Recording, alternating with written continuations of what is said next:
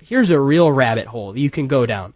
Why does the public education system not teach the Declaration of Independence? They'll talk about all kinds of other things, but they will not discuss the American Declaration of Independence, because the American Declaration of Independence very clearly says that it is the people's duty to overthrow a tyrannical government. The duty of the people to overthrow a tyrannical government. Therein lies the purpose of the Second Amendment. It's not about anything else. Our Second Amendment is so that we can be well armed in the unlikely event that we ever have to 1776 again. Right? Our founding fathers had literally just fought a Revolutionary War. They understood the value of the people being well armed. In fact, little history note, the battles of Lexington and Concord that started the Revolutionary War, those were fought over munitions depots. Lexington and Concord are where the colonists had their guns.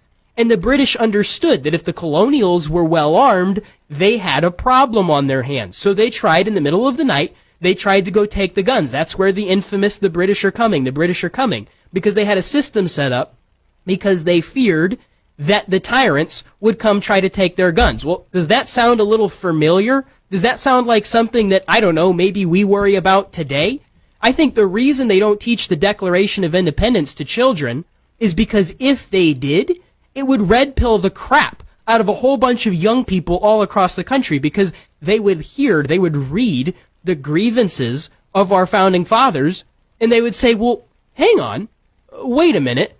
Those are the exact same grievances that I have today. See, history never changes itself. It's cyclical. It just repeats over and over and over. And we're not that far off from history repeating itself again. And I think that that's the reason that they don't talk about the Declaration of Independence in our schools. In fact, another reason that they don't discuss the Declaration of Independence in our schools is because the Declaration of Independence directly mentions the name of God Almighty multiple times, right? It says that we understand that our rights are given to us by God and not government. Well, that was a very revolutionary sentence in and of itself. It was a very, very big deal, right? Whenever Thomas Jefferson wrote, "We hold these truths to be self-evident, that all men are endowed by their Creator with certain unalienable rights," if that sentence alone was thoroughly understood by all of the young people in America, we would have a generational switch like you've never seen before,